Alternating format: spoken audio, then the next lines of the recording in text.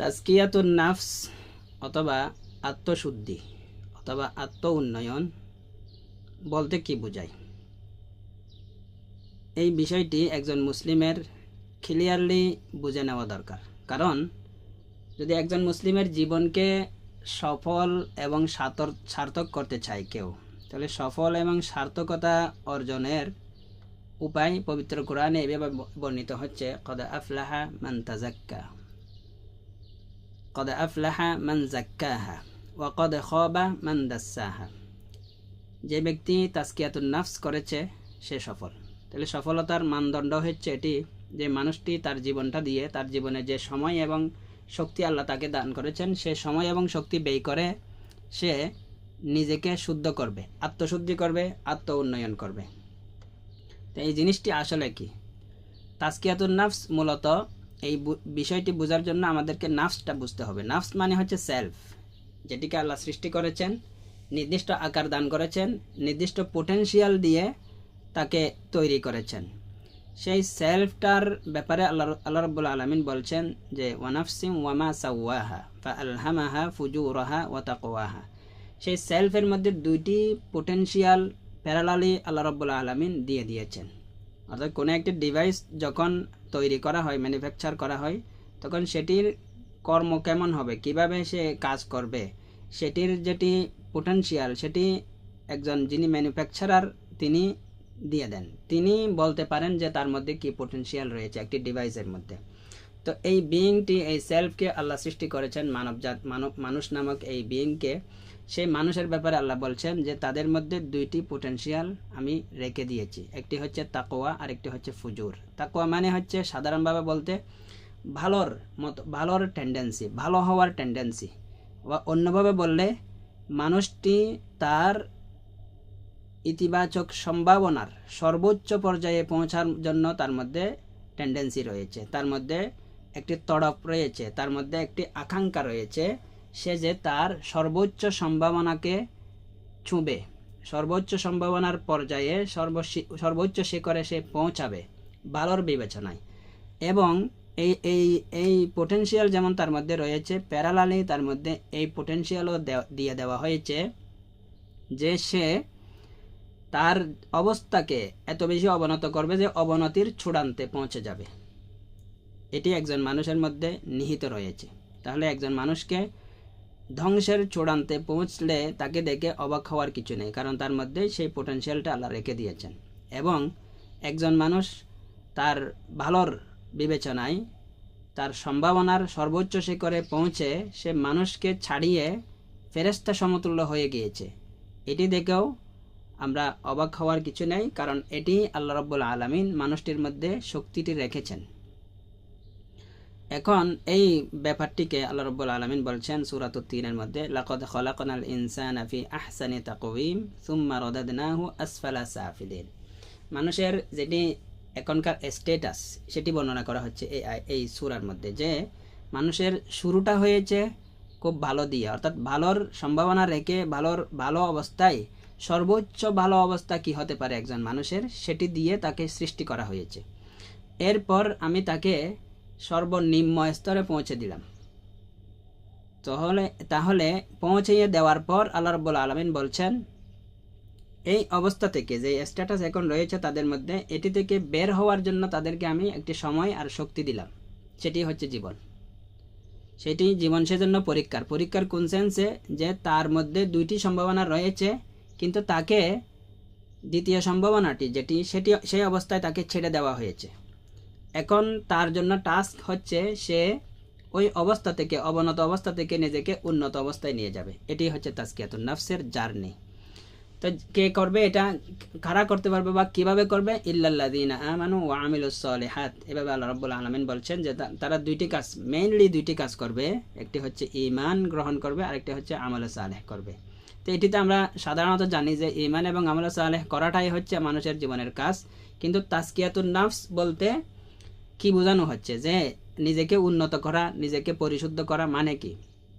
কাজটা মূলত কি? কাজটা হচ্ছে এটি যে তাজকিয়াতুন নাফস মূলত একটি গার্ডেনিংয়ের মতো কাজ। অর্থাৎ একজন মালি একটি বাগানকে সুসজ্জিত করবে, সুন্দরভাবে উপস্থাপন করবে, সেই কাজের মধ্যে সে নিয়োজিত আছে। সে এই কাজটি করার জন্য সে যদি চায় যে সে একটি সুন্দর একটি বাগান উপহার দিবে বাগানের মালিককে, তাহলে তাকে দুইটি কাজ প্যারালালি করে যেতে হবে, সব সময় অনবরত। একটি হচ্ছে সে ওই বাগান থেকে যে বাগানের মধ্যে জমিনে যে আগাছাগুলি উঠতেছে সেগুলি সবসময় উপড়ে ফেলতে হবে, সেগুলি পরিষ্কার করতে হবে এক কথায়। এবং জমিনের মধ্যে সুন্দর ফুলের সুবাস দেয় এমন ফুলগুলির বীজগুলি বপন করতে হবে, চারাগুলি বপন করতে হবে, সেগুলিকে নার্চার করতে হবে। তাহলে সুন্দরের পরিচর্যা করতে হবে, অসুন্দরের মূলোৎপাটন করতে হবে। এখন যদি এমন হয় যে সুন্দরের পরিচর্যা করছে বা সুন্দর বীজগুলি শুধু বপন করছে কিন্তু অসুন্দরের মূলোৎপাটন করছে না, আগাছাগুলি সে পরিষ্কার করছে না, বাগানের উদাহরণের মধ্যে আমরা এখনো আছি, তাহলে কিন্তু সেই বাগানটি সুন্দর হয়ে উঠবে না। যে সুন্দরের বীজ বপন করা হয়েছে সে সৌন্দর্য ভালোভাবে প্রস্ফুটিত হতে পারবে না আগাছাগুলির অসুবিধার কারণে, সেগুলি জায়গা নিয়ে ফেলবে, স্পেস নিয়ে ফেলবে, এগুলিকে বিকশিত হতে দিবে না সুন্দরভাবে। ওই অসৌন্দর্য বাধা হয়ে দাঁড়াবে সুন্দরের বিকাশে। তাহলে সুন্দরের সাধনা করলে শুধুমাত্র হবে না, সুন্দরের বীজ বপন করলে শুধুমাত্র হবে না, তাকে সাথে সাথে অসুন্দরের মূলোৎপাটনও করে যেতে হবে। আবার এটি এমন যে এককালীন করে ফেললো কোনো একজন মালি যদি শুরুতে একদিনেই সে পুরো বাগান পরিষ্কার করে ফেললো, তারপর একদম নিশ্চিন্তে ঘুমিয়ে সে বলছে আমি তো পরিষ্কার করে ফেললাম, এখন শুধুমাত্র সুন্দর বীজগুলি বপন করব, সেগুলির নার্চার করব, সেগুলি বেড়ে উঠবে, সুন্দরভাবে দেখা যাবে, সেই অপেক্ষায় আছে, তাহলে কিন্তু তার পক্ষে এটি সম্ভব হবে না। কারণ আগাছা ওঠার যেটি সম্ভাবনা সেটি কিন্তু সমানভাবে ওই জমিনের মধ্যে রয়েছে। জমিনটি উর্বর, দুটার জন্য সমানভাবে উর্বর।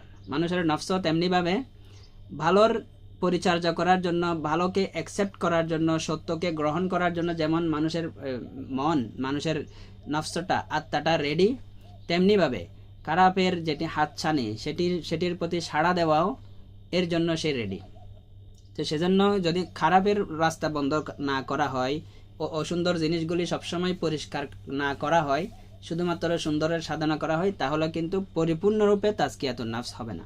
তো মানুষ ওই বাগানের মালিটির মতো প্রতিনিয়ত তাকে সুন্দরগুলির বীজ বপন করতে হবে, অর্থাৎ ভালো কাজগুলি করতে হবে, ভালোর যেটি তাড়না, ভালোর যেটি বোধ তার মধ্যে রয়েছে সেটিকে নার্চার করা, সেটিকে যত্ন করা, সেটি যাতে বেড়ে উঠতে পারে, সেটি যাতে আরও বেশি হয়, সেটি যাতে আরও উন্নত হয়, সেটির জন্য চেষ্টা করা। সাথে সাথে তার মধ্যে যে টেন্ডেন্সি খারাপের দিকে যাবে, মন্দের দিকে যাবে, সেটিকে দমন করা, সেটির জন্য কোনো একটি ব্যবস্থা নেওয়া। অর্থাৎ আরেক অর্থে ভালোর জন্য ভালোর পয়েন্ট গ্রহণ করা, প্লাস পয়েন্ট গ্রহণ করা এবং মাইনাস পয়েন্টগুলি বাদ দেওয়া। কিভাবে? সে ভালো কাজগুলি করবে কিন্তু সাথে সাথে খারাপ কাজগুলি বাদ দিতেও হবে। খারাপ কাজ যেগুলির প্রতি তার দ্বারা সম্পন্ন হয়ে যাচ্ছে সেগুলি বাদ না দিয়ে শুধুমাত্র ভালো কাজগুলি করলে তাহলে সে এক সময় গিয়ে ভালো রেজাল্ট পাবে না। তাহলে ভালো রেজাল্ট পাওয়ার জন্য প্যারালালি দুইটি কাজই করে যেতে হবে। তাসাউফের ভাষায় এটিকে বলা হয় তাহাল্লি বিল ফাদাইল ওয়া তাখাল্লি আনির রাযাইল, অর্থাৎ ভালো গুণে গুণসম্পন্ন হওয়া এবং খারাপ গুণ থেকে নিজেকে বিরত রাখা, এটি হচ্ছে তাজকিয়াতুন নাফসের মূল কথা। তাহলে একজন মানুষ যদি তার সামনে এই টাস্কটি আসে যে সে তাজকিয়াতুন নাফস করবে, আত্মশুদ্ধি করবে, আত্ম উন্নয়ন করবে, তাকে মৌলিকভাবে তিনটি কাজ করতে হবে। একটি হচ্ছে নিজের যেটি ন্যাচারাল স্টেটাস, ফিতরা যেটিকে বলা হয়, কোরআনে যেটিকে ফিতরা হিসেবে উল্লেখ করা হয়েছে, ফিতরত বলি আমরা বাংলায় অনেক সময়, তো আরবি শব্দটা হচ্ছে ফিতর। তাহলে এই ফিতর যেটি নেচার মানুষের রয়েছে, সেই নেচারের স্টেটাসে নিজেকে ধরে রাখা। কারণ মানুষকে তো ন্যাচারালি ভালোও বানানো হয়েছে, খারাপও বানানো হয়েছে, তাহলে ভালোটি ধরে রাখা। দ্বিতীয় হচ্ছে এই যে স্টেটাস, তার ভালোর স্টেটাস, এটি ধরে রাখার জন্য এটিকে রক্ষণ করা, এটিকে সংরক্ষণ করার জন্য খারাপটিকে সবসময় দূরে রাখা, খারাপটি থেকে এটিকে সংরক্ষণ করতে হবে। খারাপটি যদি এসে যায়, এটির যেটি ভালোত্ব সেটি কিন্তু বেজালযুক্ত হয়ে যাবে, সেটি অবিমিশ্র থাকবে না, সেটি দূষিত হয়ে যাবে, কলুষিত হয়ে যাবে। তাহলে ন্যাচারাল যেটি স্ট্যাটাস রয়েছে সেটি ধরে রাখা এবং সেটি সংরক্ষণ করা এবং সেটিকে উন্নয়ন করা, তিনটি কাজ। তাহলে প্রথম হচ্ছে অবস্থাটিকে ধরে রাখা। আসলে অবস্থাটিকে ধরে রাখার জন্য সেই অবস্থার উপর বিলিভ করা, এটি পূর্ব শর্ত। মানে এই রিয়ালিটিটি জানা যে আমাকে উন্নত করতে চাচ্ছি, আমার মধ্যে উন্নত হওয়ার পোটেনশিয়াল আল্লাহ দিয়েছেন। তাহলে এই বিশ্বাসটা তাকে কিন্তু কাজে উদ্বুদ্ধ করবে। মানে অনেক সময় নিজের সম্পর্ক নিরাশা এসে যায় না, যে আমি তো অনেক গুনাহ করে ফেলেছি, অনেক ভুল করে ফেলেছি, অনেক পথ অতিক্রম করেছি, ভুল পথে আমার ফিরে যাওয়া তো সম্ভব না। আপনি যত দূরেই চলে যান, আপনার মধ্যে আপনি ওই জমিনের মতো যেটিতে আগাছা একদম ভরপুর হয়ে গিয়েছে, যতই আগাছা উঠুক, কিন্তু যখন পরিষ্কার করে সেখানে ভালো বীজ বপন করা হবে, সাথে সাথেই কিন্তু ভালো বীজগুলিও সুন্দরভাবে বিকশিত প্রস্ফুটিত হওয়া শুরু করবে। ওই যে উর্বরতা, এটি কোথাও হারিয়ে যায়নি, এটি কিন্তু আপনার মৃত্যু পর্যন্ত থাকবে। যেমন জমিনের মাটির সয়েল যতদিন থাকবে ততদিন সেই সম্ভাবনাটা ওই জমিনের মধ্যে থাকবে। তেমনিভাবে এখান থেকে আরেকটি সাইড আমি উল্লেখ করতে চাই, সেটি হচ্ছে অন্যদেরকে যখন আমরা শিক্ষা দিই, অন্যদেরকে যখন তারবিয়া করি। এখানে যখন তাজকিয়াতুন নাফসের কথা বলা হচ্ছে, প্রথম কথা হচ্ছে রিয়ালিটিটি জানা, দ্বিতীয় কথা হচ্ছে ওই রিয়ালিটি যেটা স্ট্যাটাস রয়েছে, ভালোর যেটি স্ট্যাটাস রয়েছে আমার মধ্যে, সেটিকে সংরক্ষণ করা খারাপ থেকে, এবং সেটির উন্নয়ন করা। সেটির উন্নয়ন যেটি করা, সেটি উন্নয়ন কিভাবে করব? উন্নয়নটার টেন্ডেন্সি প্রত্যেক মানুষের মধ্যে রয়েছে। সেজন্য দেখবেন মুসলিম হোক অমুসলিম হোক, প্রত্যেক মানুষের মধ্যে ভালোর চর্চার একটা মানসিকতা গোপনভাবে তাদের মধ্যে নিহিত রয়েছে। সেই অনুযায়ী তারা ভালো চর্চা শুরু করে দেয়। তো যদি ভালোর এই যে উন্নয়নের চিন্তা, উন্নয়নের কাজ, এটির মধ্যে যদি ওয়াহির জ্ঞানের সংযোগ ঘটে, তখন সেটি সঠিক অর্থের তাজকিয়া হবে। যদি ওয়াহির জ্ঞান সেখানে সংযোগ না ঘটে, মানুষের মনের বুদ্ধি থেকে জাত জ্ঞান দিয়ে সে যদি ভালোটা চর্চা করে, তখন সে ভুল পথে যাবে। এখানে হচ্ছে হিদায়তের ভূমিকা। অর্থাৎ যদি একটি প্রশ্ন জাগতে পারে না, যে যদি মানুষের মধ্যেই পোটেনশিয়ালটা রয়েছে ভালো হওয়ার এবং খারাপ হওয়ার, তাহলে হিদায়তের বা ওয়াহির বা নবীদের রিসালাতের কি দরকার? এই প্রশ্নটির উত্তর এখানেই, যে সে তার স্ট্যাটাস সম্পর্কে প্রথমে জানবে, সেটিও কিন্তু ওয়াহির মাধ্যমে। কারণ ওয়াহি না থাকলে তার মধ্যে যে পোটেনশিয়াল রয়েছে ভালোর এবং মন্দের, উভয়টির যে পোটেনশিয়াল সমানভাবে রয়েছে, সেই সত্যটা সে জানত না। সেটি ওয়াহির মাধ্যমে জানবে। ওয়াহির ভূমিকা এটি, ওয়াহির ভূমিকা জ্ঞান হিসেবে। এবং ওয়াহি দ্বিতীয় কাজ করবে যে সে তার মধ্যে এই পোটেনশিয়ালও রয়েছে, সে মন্দকে হটিয়ে, মন্দকে সরিয়ে, মন্দের মূলোৎপাটন করে সত্য এবং সুন্দরের পরিচর্যা করে সে তার মনের বাগানকে সাজাতে পারবে। এই শক্তিটি তার মধ্যে রয়েছে। এই সত্যটাও কিন্তু ওয়াহি জানাবে। ওয়াহি ছাড়া অন্য কেউ জানাবে না। কেন? কারণ মানুষের যেটি জীবনের ধরন, মানুষের মধ্যে যে ওই টেন্ডেন্সি রয়েছে মন্দ হওয়ার, মন্দ চর্চা করার, সেটির জন্য জীবনের পরিবেশটাও এমন। অর্থাৎ একজন মানুষ ওয়াহির জ্ঞানের সাথে যদি সংযোগ না ঘটে তার, সে এই রিয়ালিটিটিও জানবে না। সে তো কি করবে? সে তার মধ্যে তো ভালোরও টেন্ডেন্সি রয়েছে, খারাপেরও টেন্ডেন্সি রয়েছে, কিন্তু খারাপটা চর্চা করবে। তো খারাপটা মনে হয় যে এটি হচ্ছে ডিফল্ট সিস্টেম। কেন? ওই যে কোরআনে আল্লাহ বলছেন সুম্মা রাদাদনাহু আসফালা সাফিলিন, আল্লাহ আমাদেরকে ছেড়ে দিয়েছেন, কিন্তু যেই অবস্থায়, সেই অবস্থাটা কিন্তু আসফালুস সাফিলিন। আল্লাহ রক্ষা করুক। মানে এটি চিন্তনীয় বিষয়। মানে ওয়াহির জ্ঞানের কেন প্রয়োজন? কারণ ওর এখন যে অবস্থাটি নিয়ে এসেছে, সে কোনো একটা ডিভাইসে অফ অ্যান্ড অন দুইটি অপশন থাকে। তো আপনি যদি অফই করে রাখেন, সেই অনুযায়ী ডিভাইসটা চালাতে থাকেন, তাহলে ওই ফিচারটির যেটি সুবিধা, সেটি তো আপনি পাবেন না অন না করলে। অন করার কাজটা কে করবে? অন করার কাজটা করতেছেন নবীরা, অন করার কাজটা করবে ওয়াহির জ্ঞান। সেজন্য ওয়াহির জ্ঞানের সংযোগ ফিতরতের সাথে যখন ঘটবে, তখন ফিতরত ভালো হওয়া শুরু করবে, ভালো হওয়ার রাস্তাটা পাই। ওটাকে হিদায়ত বলা হচ্ছে। আল্লাহ রাব্বুল আলামিন যখন আদম আলাইহিসসালামকে এবং হাওয়া আলাইহিসসালামকে জমিনে, অর্থাৎ পৃথিবী নামক গ্রহে অবতরণের জন্য নির্দেশ দিচ্ছিলেন, তখন কিন্তু একটি সুন্দর কথা আমাদের জন্য স্মরণ করিয়ে দিয়েছেন এবং গুরুত্বপূর্ণ। অর্থাৎ মানুষের জার্নিটা কেমন, কোরআনের যেটি বর্ণনা সেই অনুযায়ী, আমাদের বিলিভ অনুযায়ী, এবং এটি বিলিভ করতে হবে, সেটি হচ্ছে যে আমাদের জার্নিটা শুরু হয়েছে জান্নাতে আদম আলাইহিসসালামের সৃষ্টির মাধ্যমে। তিনি হচ্ছেন সর্ব আদি পুরুষ, সবার আগে তাকে সৃষ্টি করা হয়েছে। তার বংশধর বাকি মানুষগুলি কিয়ামত পর্যন্তের। এই রিয়ালিটি অনুযায়ী তাহলে মানুষের বিচ্যুতি ঘটেছে জান্নাত থেকে। আদম আলাইহিস সালাম যখন জান্নাত থেকে বের হয়ে গিয়েছিলেন, তাহলে মানুষের জার্নিটা তো শুরু হয়েছে জান্নাতে। যদি আল্লাহর হুকুমে শয়তানের কুমন্ত্রণায় আদম আলাইহিস সালামের মাধ্যমে সেই ফল ভক্ষণের কাজটি না হতো, তাহলে কিন্তু যত জান্নাতেও থেকে যেতে হতো। কারণ কি, আল্লাহ সৃষ্টি করার পর ফেরেশতাদের সামনে আদম আলাইহিস সালামের যেটি সংবর্ধনা, যে তারা ফেরেশতারা আদম আলাইহিস সালামের জ্ঞানের কারণে তাকে নত হয়ে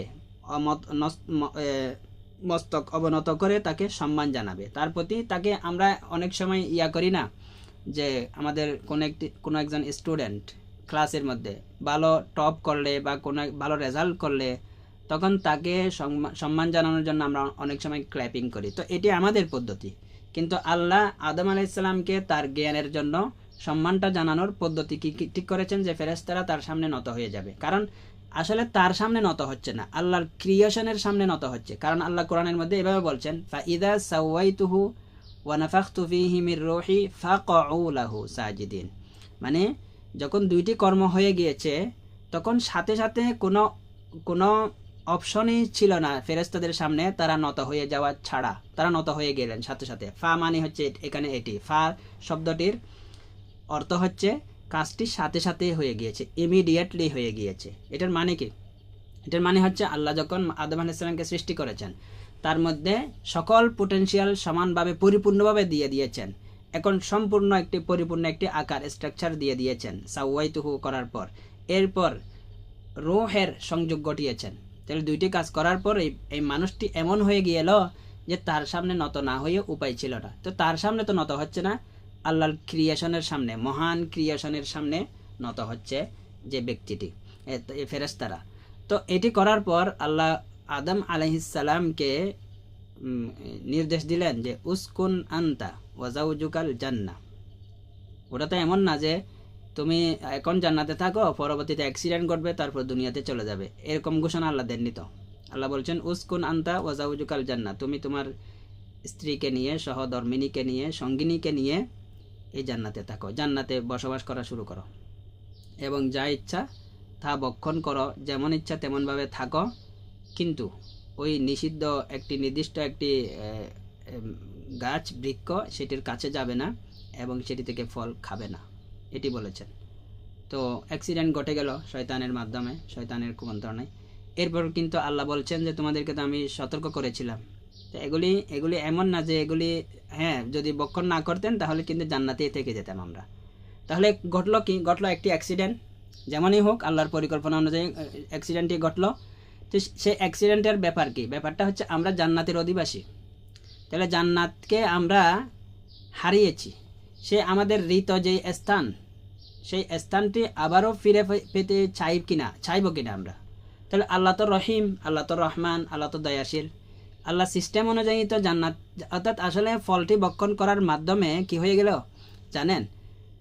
ফলটি ভক্ষণ করার মাধ্যমে অটোমেটিক্যালি ওই বডিগুলি জান্নাতে থাকার উপযুক্ত আর থাকলোই না। যেমন জান্নাতের লিবাসটা অটোমেটিক্যালি কিন্তু খুলে গিয়েছিল, কেউ খুলে দিয়েছে এমন না। মানে ব্যাপারটা এমন যে দুইটি বিপরীত জিনিস এক জায়গায় একত্রিত তো হতে পারবে না। জান্নাতের অধিবাসী হওয়ার জন্য তার মধ্যে যে কোয়ালিটির দরকার, সেই কোয়ালিটিটি কেড়ে নিয়েছে, নষ্ট করে দিয়েছে ওই ফলটি। তো ফলটি সেজন্য অনেকেই ব্যাখ্যা করেন যে ফলটি হচ্ছে কামনার ফল। অর্থাৎ আপনার মধ্যে যখন কামনা জাগবে, কামনা বলতে শুধুমাত্র যৌন কামনা না, কামনা বলতে এমন কিছু, অর্থাৎ আপনার নফসকে আপনি তৃপ্ত করার সাধনা কাজের মধ্যে যখন নিজেকে নিয়োজিত করে ফেলবেন তখন কামনা জাগবে। লোভ, লালসা, হিংসা, অহংকার, এই সমস্ত ষড়রিপু বলে একটি কথা যে বাংলায় আছে, সে সকল শত্রু মানুষের, এগুলি যখন জেগে যাবে তখন কিন্তু সে জান্নাতে থাকার জন্য উপযুক্ত থাকবে না। তাহলে উপযুক্ততা হারানো হয়েছে, কোয়ালিটি আমাদের থেকে মিস হয়ে গিয়েছে। এখন আল্লাহ বলছেন ঠিক আছে, তোমরা তোমাদের কোয়ালিটি হারিয়ে ফেলেছো, সেজন্য পৃথিবীতে অবতরণ করো, কিন্তু মনে রেখো যে যদি তোমরা আবারও জান্নাতে ফিরে আসতে চাও তাহলে একটি কাজ করো, অর্থাৎ আবারও কোয়ালিটিটা অর্জন করো। সে কোয়ালিটিটা কি?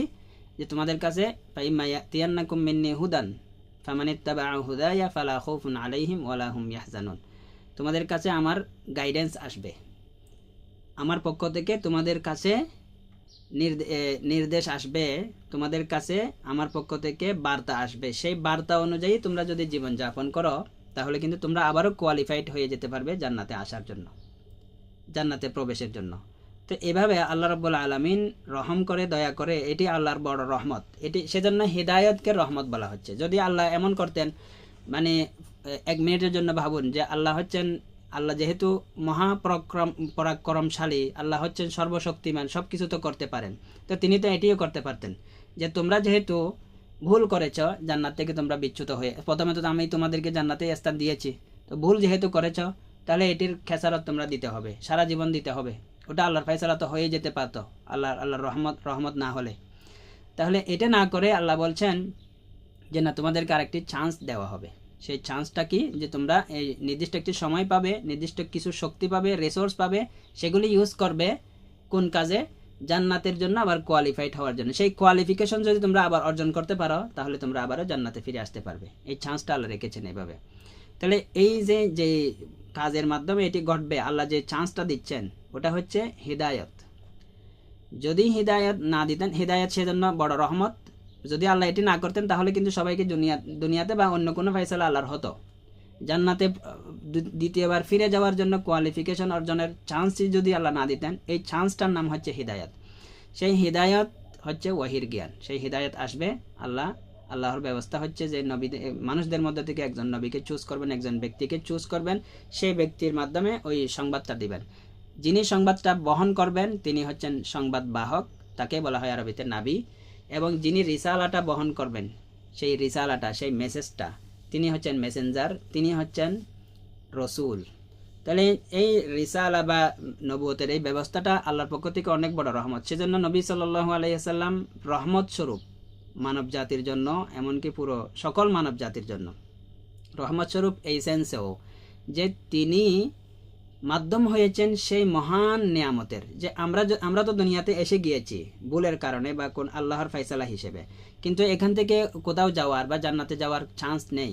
কিন্তু যদি যেতে চাই তাহলে আল্লাহ একটি সুযোগ রেখেছেন, সেই সুযোগটির মাধ্যম হয়েছেন মুহাম্মদ সাল্লাল্লাহু আলাইহি ওয়াসাল্লাম। তিনি বহন করেছেন আমাদের জন্য সেই মেসেজটি, এবং অবিকৃতভাবে এবং নির্ভুলভাবে। সেটি হচ্ছে তার বড় ক্রেডিট। সেজন্য তার প্রতি আমাদের শুকরিয়া, কৃতজ্ঞতা জ্ঞাপন করতে হয়। সেটির মাধ্যম হচ্ছে দুরুদ। আমরা সেজন্যই দুরুদ পড়ি বা সালাত, তার প্রতি সালাম পেশ করি। এটির নজরানা। এই হেদায়াত, এটি আলোচনাটা আসতেছিল ওইখান থেকে যে যদি পোটেনশিয়ালি মানুষ ভালো এবং খারাপ হয় তাহলে সেটি অনুযায়ী তো সে জান্নাতে জাহান্নামে চলে যেতে পারতো। অর্থাৎ ভালোর যদি তার মধ্যে সম্ভাবনা রয়েছে সে তো ভালো করবেই, তাহলে আরেকজন ভালো বলে কোনো একটি জিনিসকে নির্দিষ্ট করে দেওয়ার প্রয়োজনীয়তাটা কি? অর্থাৎ রসুল বা নবীর বা কোরআনের বা কিতাবের বা ওয়াহির কি প্রয়োজনীয়তা? এটি কিন্তু অনেক বড় প্রশ্ন থাকে যারা ইসলামের বিষয়গুলিতে, কনসেপ্টগুলিতে অভিযোগ করে বা প্রশ্ন করে, তাদের এটি বড় প্রশ্ন যে ওয়াহির কি প্রয়োজন। তো ওয়াহির প্রয়োজন এখানে যে মানুষ যদি উন্নতি তো করতে চাইবে, ভালোর টেন্ডেন্সি তার মধ্যে রয়েছে, কিন্তু কোন ওয়েতে করবে, রাইট ওয়ে কোনটা হবে সেটি কিন্তু সে নির্ধারণ করতে পারে না।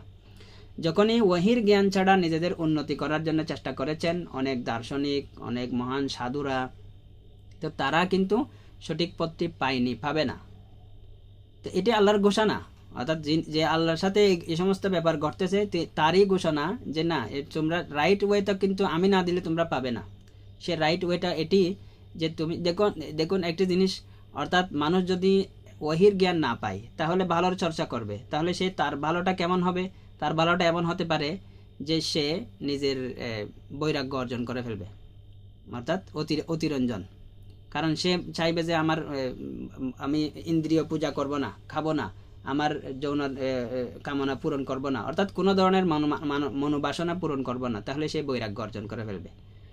অথবা যদি সে, অর্থাৎ বৈরাগ্যের মধ্যেই কিন্তু একটি সাইড এসে যাচ্ছে, সে কিন্তু শুধুমাত্র আখিরাতমুখী হবে, দুনিয়াকে বর্জন করবে। তো দুনিয়াকে এইভাবে বর্জন করবে যে আখিরাতমুখী হওয়ার চান্স আর থাকবে না। অর্থাৎ আপনি যদি জান্নাতের জন্য সেই কোয়ালিফিকেশন অর্জন করতে চান তাহলে আল্লাহ একটি ব্যবস্থা রেখেছেন যে এই একটি প্রসেস, এর মধ্যে দিয়ে তোমাকে যেতে হবে।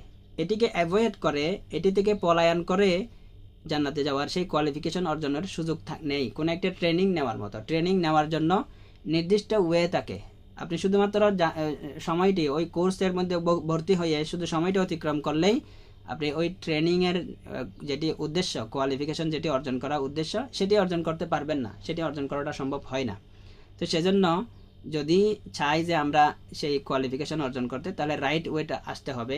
সেই রাইট ওয়ের নাম হচ্ছে ওয়াহি। ওয়াহির সংযোগ যখন ফিতরতের সাথে ঘটবে তখন ফিতরতের মধ্যে উন্নতি শুরু হবে। তাহলে আত্ম উন্নয়নের এই তিনটি কাজ, যে প্রথম কথা হচ্ছে আমাদের ওয়াহির মাধ্যমেই কিন্তু সব কাজ আমরা সম্পন্ন করতেছি। যে ওয়াহির মাধ্যমে আমরা রিয়ালিটিটা জানলাম যে আমাদের মধ্যে দুইটির সম্ভাবনা যেমন রয়েছে, ভালো এবং মন্দ, যেটি ধরে আমি সাধনাটা করব সেটিকে আমি উন্নতও করতে পারবো, কিন্তু উন্নত করার পদ্ধতি কী হবে সেটি যেভাবে রসুল সাল্লাল্লাহু আলাইহি ওয়াসাল্লাম বলেছেন, যে অর্থাৎ বেসিক্যালি যদি বলি যে তোমরা ডেইলি 5 টাইম নিজেদের একটি নির্দিষ্ট অ্যাক্টিভিটির মাধ্যমে নিয়ে যাবে। সেই অ্যাক্টিভিটির নাম কি?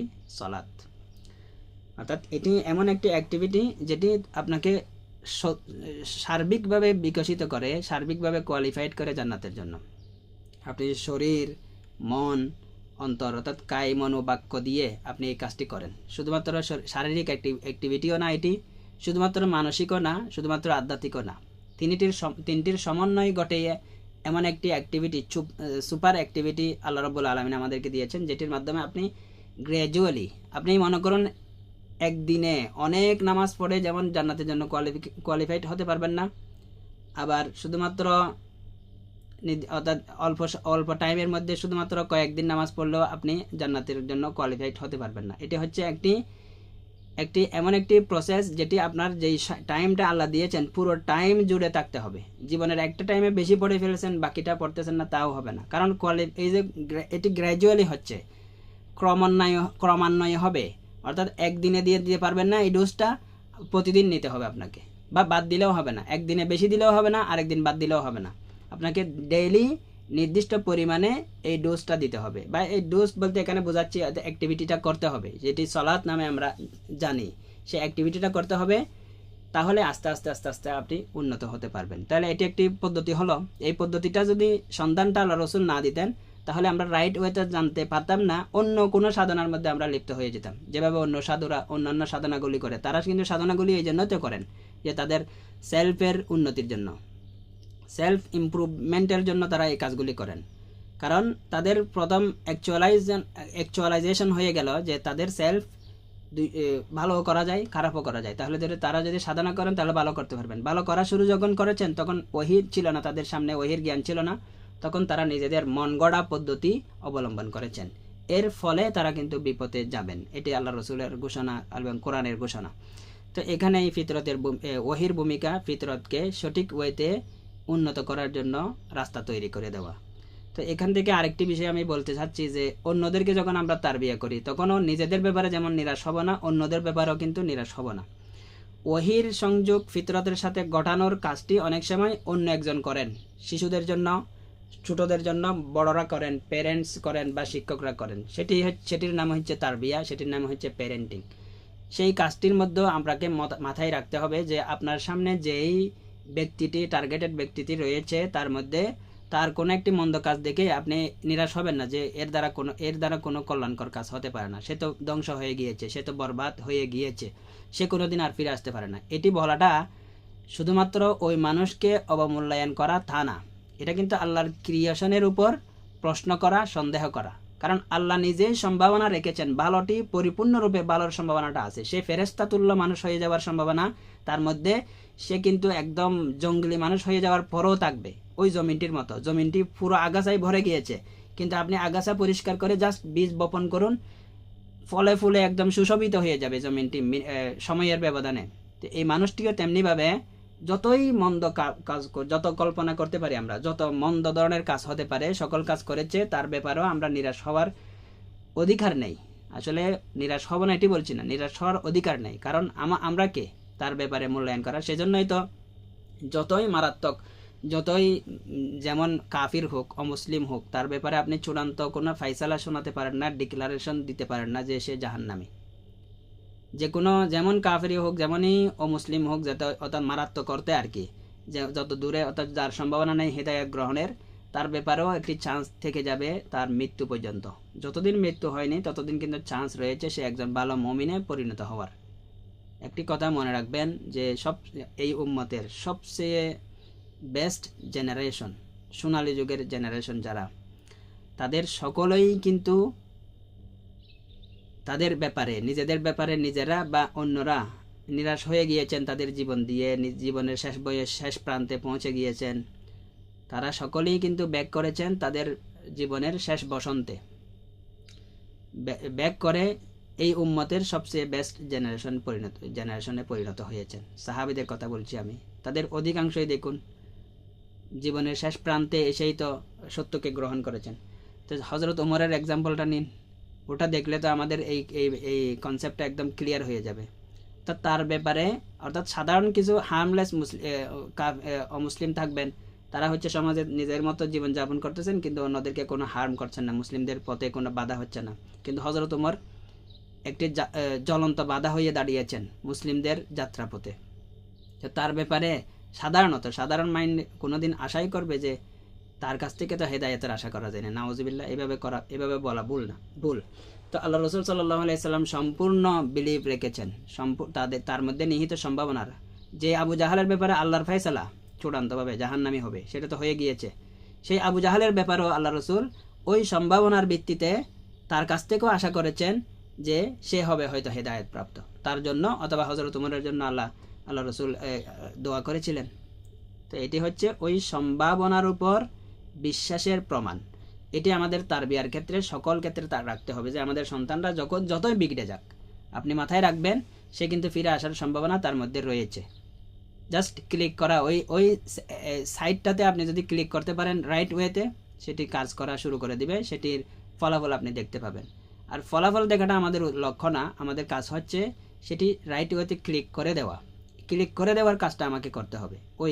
ওই তার জীবনের তার মন্তরের মধ্যে যে সাইটটি রয়েছে ভালোর, সেটিকে তার হাতে ধরিয়ে দেওয়া যে এটি তোমার মধ্যে রয়েছে, এটিকে নার্চার করো, উন্নত করো, তাহলে সফল হতে পারবে। কারণ নার্চারিং নিজের মধ্যে যেটি গুড সাইট রয়েছে সেটির নার্চারিংই হচ্ছে তাজকিয়াতুন নাফস।